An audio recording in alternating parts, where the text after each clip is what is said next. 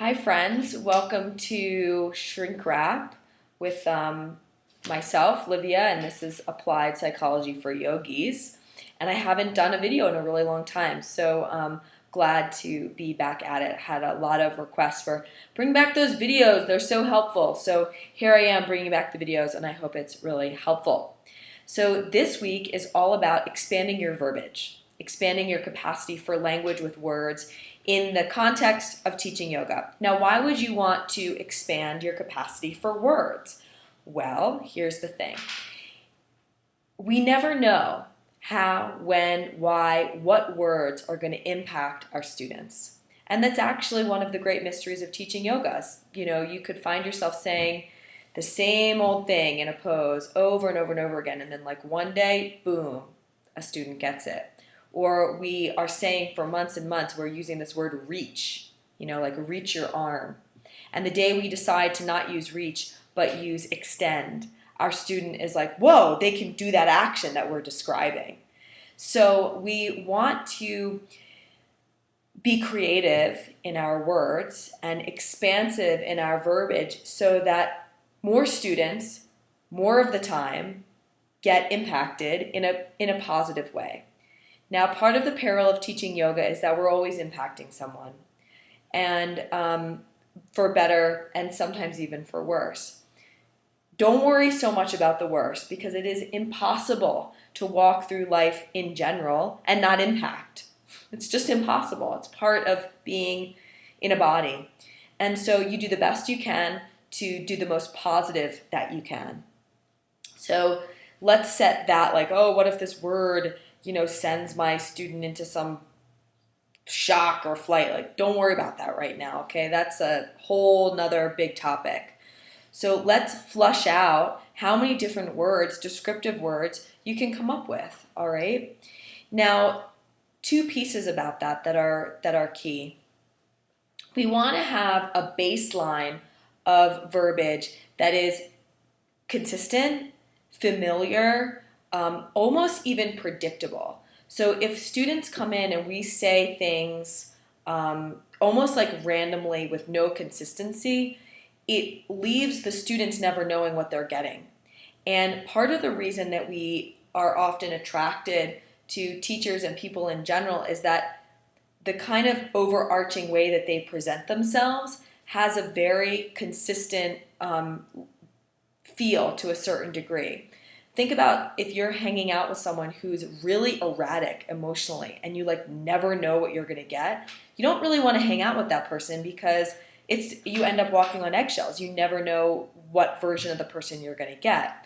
So you do want to have a presentation in your yoga class around your language that is relatively consistent. Like, people know that when they come to my yoga class, as an example, I'll use myself, that I use very active language to describe how to be in asana and how to do yoga asana.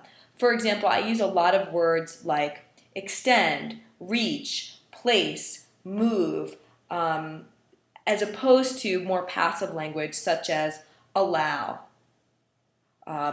drop, things like that. The words that I use tend to be really kind of using a lot of energy output to do them. And so people know that that's sort of my style in which I teach yoga. And I don't really waver that much from that style, and which is good in the sense that people come to me, they want a really active, direct, clear description of yoga asana. If they want to feel lovey-dovey and a little more spaciously and held to kind of it's not organically feel into something, I'm not necessarily the teacher for them overall. Now, there are of course moments of that in my teaching, but it's not the overall feel. So I tend to attract a certain kind of student, which is good. You want that. You want consistency. People like it if they know a little bit the version of you that they're getting, okay? So within that baseline, or on top of that baseline of consistent language, okay, we want to have some variety, which will allow students to have more of an experience of themselves. And it allows us as a teacher to reach more students in a broad way, or to reach aspects of the student that we don't normally access, okay? So get creative with your languaging. Think of all the various ways that you can actively describe a lunge pose, or actively describe crescent pose, or actively describe full wheel, or something like that. I've said some of these words already, but placing, putting, extending, reaching, dragging, lengthening, things like that, squeezing. So the more creative you can become in your words, see the way a descriptive word, action word like that, like squeezing, if you say squeeze your shoulder blades together, that's going to feel one way to me, and it's going to feel another way to you, and it's going to feel another way to the other person. So if you broaden a little bit your scope of verbiage, you are giving back more of the student to themselves. It allows them to have more experience of like, oh, that's happening when I squeeze, as opposed to push, as opposed to pull, as opposed to